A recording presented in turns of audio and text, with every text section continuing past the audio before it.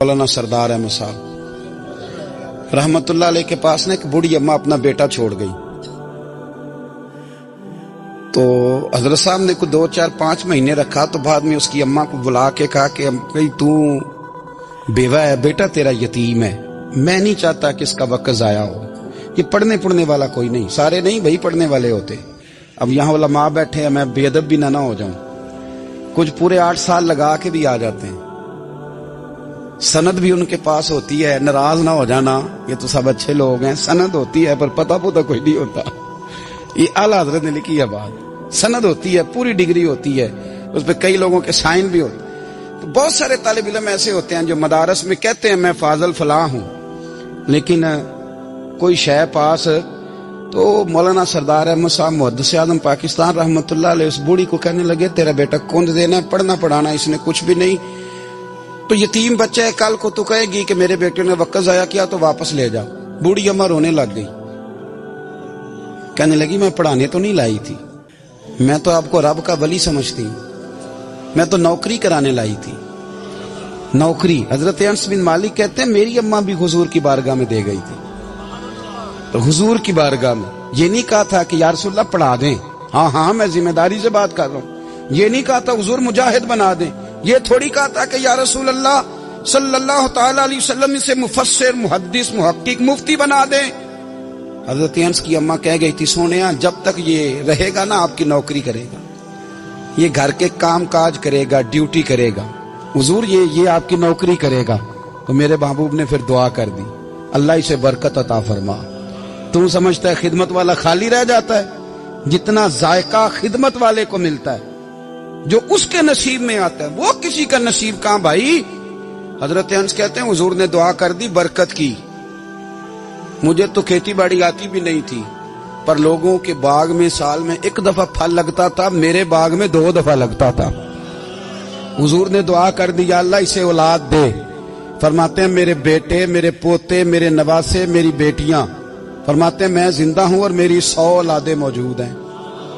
परेशान हो गया 100 सुन के बच्चे 2 ही अच्छे, 100 औलादे मेरी मौजूद हैं। हजरत अनस बिन मौलाना सरदार अहमद साहब के पास ना छोड़ गई बच्चा, कहने लगी हजरत जी मैं को पढ़ाने के लिए थोड़ा छोड़ गई हूँ, मैं तो इसलिए छोड़ के गई हूँ कि आप मेहरबानी करें, खिदमत कराएं। तो हजरत जी कहने लगे कोई ऐसा काम ही नहीं, खिदमत वाला क्या कराऊं। कहने लगी पट्ठे पवा लिया करो जी। हूं लड़ पैंदे ने, कहने ने बच्चे काम कर दें मदरसे का। हालांकि अब कहां बच्चे काम करते हैं, अब तो गुजर गया दौर, अब तो बच्चे काम कराते हैं। अब बच्चे भी नाराज हो रहे हैं, घूर घूर के देख रहे हैं। सही कह रहा हूं आपको, बच्चे काम कराते हैं, बच्चे कहां काम करते। कहने लगी ये चारा डाले करेगा आपकी भैंसों को। तो हजरत ने उसको कहा कि बीबी चारा मेरी भैंसों को डालने के लिए मैंने बंदा रखा हुआ है, तो तू जा ले जा। कहने लगी हाथ बांध के हुजूर मेहरबानी करें रख ले, चारा डालेगा। और पुत्र तवज्जो से चारा डालना हजरत की भैंसों को। रोने लगी, हजरत ने रख लिया, महीने का खर्चा भी देते। शाम को ना वो सारा दिन काम करता, शाम को आके पैरों में भी बैठ जाता। हजरत जी लाएं तेल थोड़ा सा, पैर ना दबा दूं। 8 साल साथ वाले पढ़ते रहे, ये बेचारा नौकरी करता रहा। मेरा रूप भी नहीं ते मेरा रंग भी नहीं, और मैनू यार मनान दा टंग भी नहीं। कभी कभी ना हजरत बिलाल हबशी फारग होते ना, तो नबी पाक की बारगाह में अर्ज करते हुजूर कोई काम तो नहीं, सारे हो गए, हुजूर जाऊं जरा, चले जाते। एक दिन सलमान फारसी कहने लगे या रसूलल्लाह ये बिलाल कहां जाता है। फरमाया जा देख के तो आ। हजरत सलमान वापस आए तो आके रोने लगे, कहने लगे सोनिया जब यहां से जाता है ना तो जाके सैयदा फातिमा की चक्की पीसनी शुरू कर देते, बीबी साहबा के काम करने लगता है। घर में जाके असनैन की ड्यूटी करता है, वहां भी काम यहां भी काम। वो चारा डालता रहा, उसने चारा डाला। हजरत मुहद्दिस आज़म की भैंसों को दस्तारे फजीलत का वक्त आ गया, सारे पगड़ियां सजा के आ गए, आज दस्तार होगी। ये ना पीछे होके बैठ गया, चूंकि पढ़ा ही नहीं था तो दस्तार का है कि दस्तार तो उसकी जो पढ़ेगा, हमने तो पढ़ा ही नहीं, हमने तो यार पढ़ा, घर पढ़ा, ड्यूटी करी। हजरत मुहद्दिस आज़म रहमतुल्लाह अलैह के यहाँ जब ऐलान होने लगा ना कि अब दस्तार होगी, तो हजरत ने पहला ऐलान उसका फरमाया। तो मजा वाला बंदा कपड़े भी कदी कदी बदल देना। वो कहता है जिस हाल में भी था मैं पलट के देखने लगा कि पढ़ा पढ़ाया तो है, कोई शय नहीं। तो ये माजरा क्या है। पीछे से उठ के आए تو کہتے ہیں باقیوں کی دستار کسی عالم نے کی, کسی صوفی نے کی, لیکن یہ بھینسوں کو چارہ ڈالنے والا جب آیا تو محدث اعظم نے فرمایا پگڑی کے بال کو کوئی ہاتھ نہ لگائے, یہ ساری دستار میں نے کرنی ہے. اور فرماتے ہیں حضرت بال بھی دیتے جاتے تھے اور آنسو بھی بہاتے جاتے تھے, ماتھا بھی چومتے تھے اور فرماتے تھے دستار کے بعد چلا تو نہیں جائے گا یار, مجھے تو عبادت بھی نہیں رہ گئی, مجھے تو چابیوں کو بھی نہیں پتا کون سی کہاں رہتی ہے, جائے گا تو نہیں تو رو پڑا. کہنے لگا سونے جائے تو وہ جس کے پلے کچھ ہے ہو, آتا جاتا تو ہے کچھ نہیں, مجھے کس نے رکھنا ہے, میں نے کہاں جانا ہے, ادھر کہاں تو ادھر ہی رہوں گا. وہ اس طالب علم کے سارے استاد بھائی کہتے ہیں اس نے دستار کرائی, پڑھا پڑھایا کچھ نہیں, پر جو مسئلہ اڑ جاتا تھا نا, وہ جو اڑ جاتا تھا نا, وہ جا کے اس سے پوچھتے تھے تو کتابیں کھولنے کی ضرورت نہیں پڑتی تھی.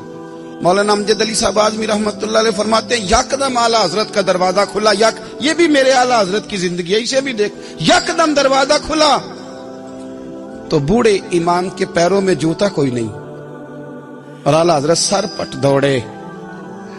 میں قریب گیا, میں نے کہا حضور میں صدقے جاؤں, کہاں جا رہے ہو؟ کہنے لگے کسی نے بتایا میرا مرشد کا بیٹا ریلوے اسٹیشن سے گزرنے والا ہے, امجد علی دیر نہ کر یار, کہیں شہزادہ ناراض نہ ہو جائے, میرے مرشد کا بیٹا, میرے شیخ کا پوتا, یار ذرا جلدی کر. کہتے ہیں اعلیٰ حضرت دوڑے ریلوے اسٹیشن پہ. انہیں اگر فتوے لکھنے آتے تھے کل کے رضا ہے خنجر خونخوار برق بار, تو وہ یہ بھی کہا کرتے تھے کیسے آقاؤں کا بندہ ہوں رضا, بول بالے میری سرکاروں کے. دوڑے گئے ریلوے اسٹیشن پہ, اور بوڑھے شیخ صدر الشریعہ کہتے ہیں میں نے کہا حضور میں نہ چلا جاؤں؟ کہنے لگے نا پتر, میں نے بڑا نمک کھایا اس گھر کا, میں نے بڑی نوکری کری ہے, میری اپنی ڈیوٹی ہے, تمہاری تو نہیں نا. میرے شیخ فرماتے ریلوے اسٹیشن پہ حضرت کھڑے ہیں تو ایک مسافر اترتا, اس کے قریب جاتے ادب سے سلام لیتے تو کہتے ماریرا شریف سے تو نہیں کوئی آیا؟ کہتے وہ مسافر گزر جاتا, دوسرا آتا تو پھر قریب جاتے, کہتے وہ اس کے آستانے سے تو نہیں آئے, ادھر سے تو نہیں کوئی آیا. کہتے سارے گزر گئے, جن مسافروں نے اترنا تھا اتر گئے, ٹرین چل پڑی. تو میں نے کہا حضور کسی نے آپ کو غلط اطلاع دی تھی, شہزادے تو آئے نہیں. کہنے لگے یار اطلاع غلط تھی یا ٹھیک تھی, پر یہاں تک آنے کا مزہ بڑا ہے. آپ سمجھ سکتے ہیں اعلیٰ حضرت کے دو بیٹے ہیں, حجت الاسلام مولانا حامد رضا خان صاحب اور مفتی اعظم عالم اسلام. دونوں شہزادے اتنے بڑے شہزادے تھے کہ دونوں اپنے اپنے وقت کے سب سے بڑے مفتی ہوئے. یہ بھی تو میرے اعلیٰ حضرت ہے نا, اس کو بھی تو ذرا سمجھو نا. خشکی اور پھر خشکی اور پھر خشکی. ایک دن پیر صاحب نے کہا, نوری میاں صاحب, کہ احمد رضا یار وہ بھینسیں رکھی ہوئی ہیں تو ان کو نا گیدڑ آ کے تنگ کرتے ہیں, تو دو کتے مل جائیں نا کبھی, تو چلو رات کو پہرے داری کریں گے, دو کتے مل جائیں. میں اکثر سوچتا ہوں کہ اعلیٰ حضرت و عالم تھے, ان کا کتوں سے کیا لینا دینا؟ حضرت جی آپ نے کتوں کی بات کرنی تھی تو کسی دنیا دار سے کرتے. دو کتے مل جائیں تو ذرا جانوروں کی دیکھ بھال کریں گے. فرمایا حضور سویرے ہی آ جائیں گے. بھئی آپ کا تو یہ شوگر ہی نہیں, تو آپ کہاں سے لائیں گے؟ دن چڑھا تو دونوں بیٹوں کے گلے میں رسیاں ڈالی. اعلیٰ حضرت کو صرف آپ فتوے کی روشنی میں دیکھتے ہیں, آپ کو اس شخص کے درد کا نہیں پتا, اس کے ذائقے کا نہیں پتا, وہ کس سٹیج کا آدمی ہے, سٹیٹس کیا ہے طریقت میں, شریعت میں, عشق میں. دونوں شہزادوں کے گلوں میں رسیاں اور پکڑا ہوا ہے. تو نوری میاں صاحب کہتے ہیں میں چارپائی پہ بیٹھا تھا تو نیچے بٹھال دیے دونوں بچے. میں اٹھ کے کھڑا ہو گیا, میں نے کہا مولانا یہ کیا؟ کہنے لگے حضور ڈیوٹی بھی کریں گے اور روٹی بھی نہیں مانگیں گے. جنہاں تنا وچ عشق نہ رچیا کتے ہو نہ تھی چنگے, مالک دے کر راکھی کر دے صابر بھوکے ننگے. کدھر گیا ذوق, کدھر گیا وہ درد؟ اب پھر جب باری آئی رسول اللہ کے پیار کی, جب باری آئی نبی پاک کی محبت کی, تو پھر فاضل بریلوی کا قد اگر لکھنے میں کمال ہے نا, تو تو محبوب کے پیار کرنے میں بھی کمال. انہوں نے نا ساری زندگی یعنی ساری زندگی یہ کہہ کے گزار دی کہ اے عشق تیرے صدقے جلنے سے چھٹے سستے، جو آگ بجھا دے گی وہ آگ لگائی ہے.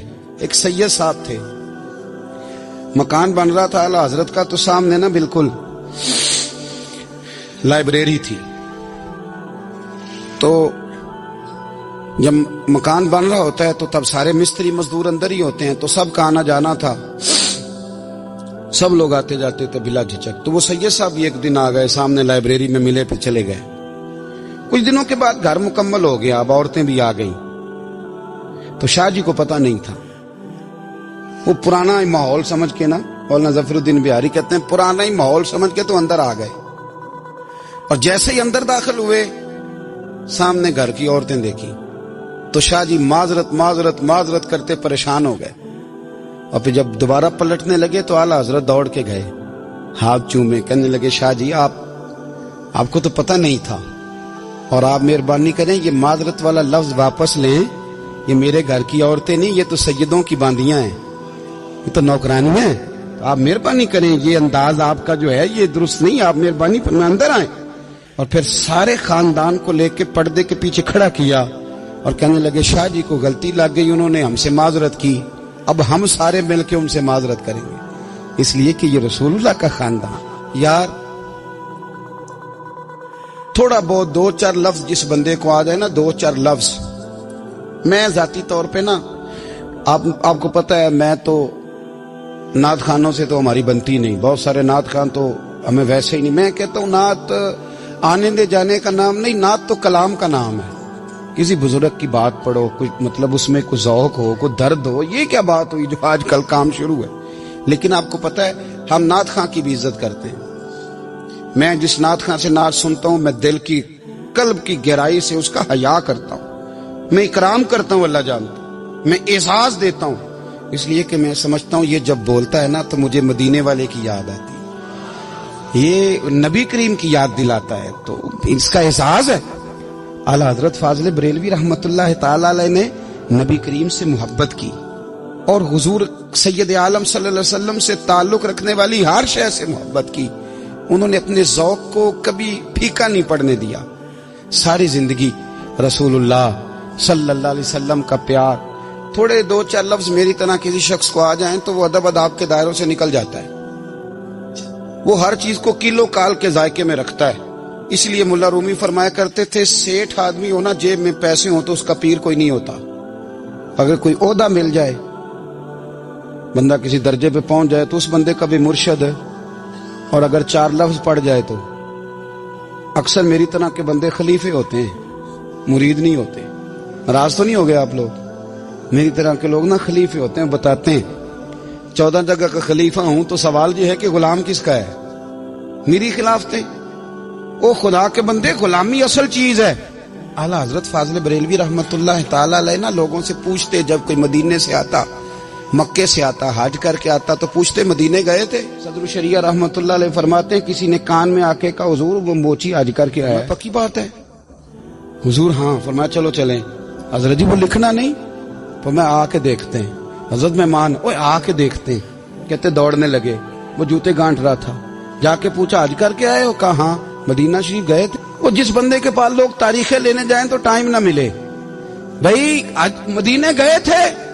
کہنے لگا جی بڑا کرم کیا سرکار نے، میں تو 1.5 مہینہ رہ کے آیا ہوں. کہتے ہیں جبہ کہیں، پگڑی کہیں، قلم کہیں، شاگرد کہیں، مرید کہیں، اور اندر نہیں، حجرے کے اندر چھپ کے کسی کی تعظیم نہیں، چوک میں موچی جوتے گانٹنے والا دنیا دیکھ رہی ہے. اعلیٰ حضرت جھکے اور موچی کے پیر چومنے شروع کر دیے.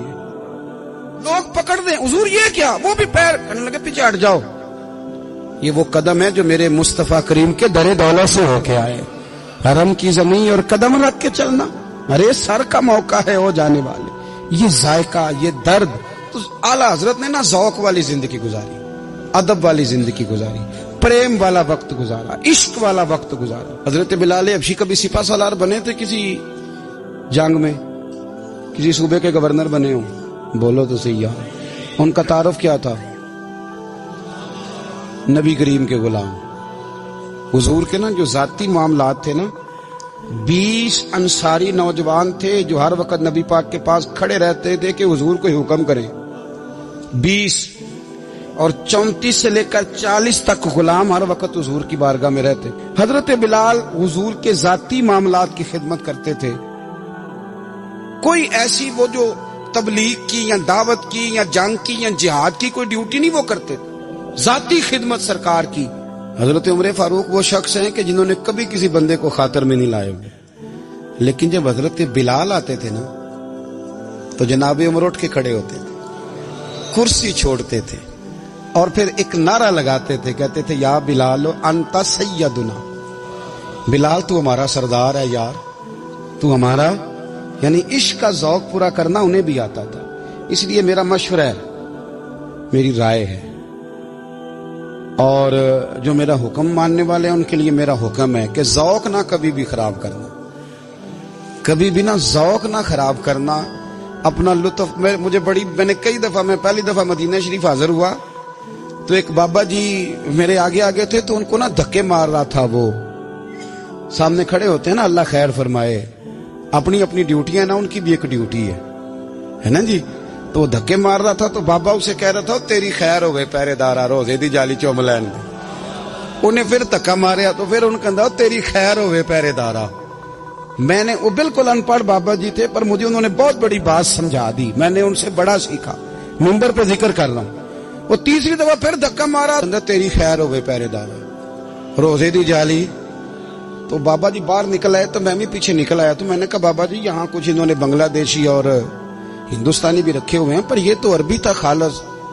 उन्होंने कदों ਤੁਹਾਡੀ भी समझ आउंदी सी, ਤੁਸੀਂ पंजाबी ਦਾ शेर सुनाई जा रहे हो। कहते पुत्र मैनू भी पता है उन्होंने नहीं समझ आ रही, पर मैं ते अपना रांझा पै राजी करदा सा। मैनू पता है उन्होंने कहा ओ यार असी रांझा भी तो राजी करना है कि नहीं, कि सारी जिंदगी किलो काल के झगड़े में पड़े रहना। ऐ इश्क तेरे सदके जलने से छुटे सस्ते, जो आग बुझा देगी वो। और एक जगह पे आला हजरत कहते हैं जान दे दी वादा दीदार पर, हमने जान दे दी। हाँ, खाली उसने वादा किया था कि आऊंगा, आया नहीं था, पर जान हमने पहले दे दी। तो इसलिए ना ज़ौक, शौक, प्यार, वारफ्तगी, मोहब्बत असातिज़ा के लिए, बुजुर्गों के लिए, उलमा के लिए, मशाइख के लिए, बड़ों के लिए ना ज़ौक ना कभी खराब होने पाए। अल्लाह आपको सलामत रखे। और कुछ दुआएं मैंने दे दी हैं, कुछ अल्लाह जानता है मेरे दिल में है, वो मैं देता रहता हूँ। अल्लाह आपको हमेशा शाद व आबाद फरमाए।